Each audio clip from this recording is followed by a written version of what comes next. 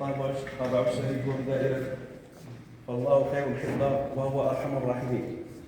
وبداخله محمد بن الحسن بن محمد بن يوسف الله وليه، رعيان الأوفياء المخلصين سكان إقليم تطوان. السلام عليكم ورحمة الله تعالى وبركاته.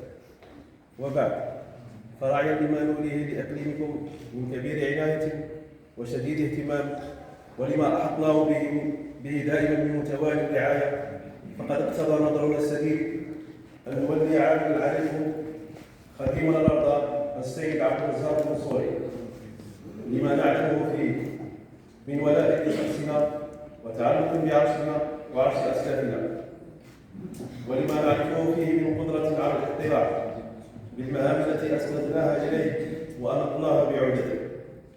فنأمره أن يسعى السعي الذي لا يفتر ولا ينقطع لتنفيذ ما نرسمه من خطط ونتخذه من تدبير لفائدة إقليمه وتحقيق أهدافنا ومقاصدنا لصالح سكانه. كما نأمره أن يرقب أحوالكم عن كتف ويعنى بصغيرها وكبيرها، ويسهر على شؤونكم سهرا تتوالى به ما نريده لكم من نعم سابقة وسعادة شاملة في الحال والمآل.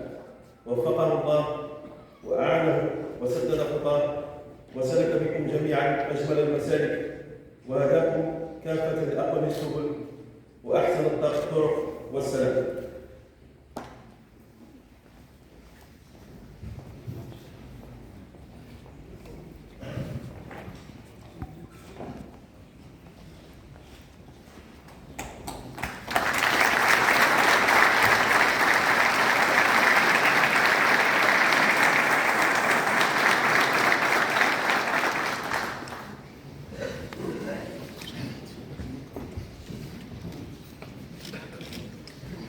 بسم الله الرحمن الرحيم.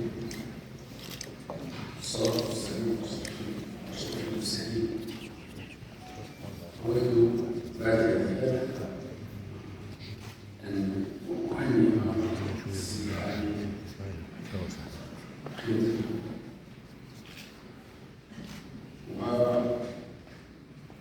وأن أشيد باختصاصه حينما كان عاملا أو مسؤولا في عدة مواقع.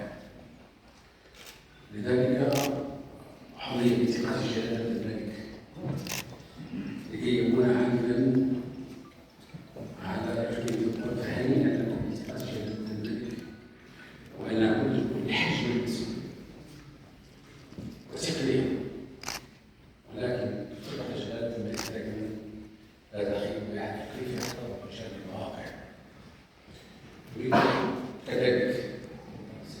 أريد كذلك أن أشيد باستقبال جلسة تونس تقام، والذي يكفي أن استخدام من تعيينه مبررا الأنشاط بما يؤكد أن ما قام به هو العمل جيد ومدى قيامه بمسؤولية أحسن قيام.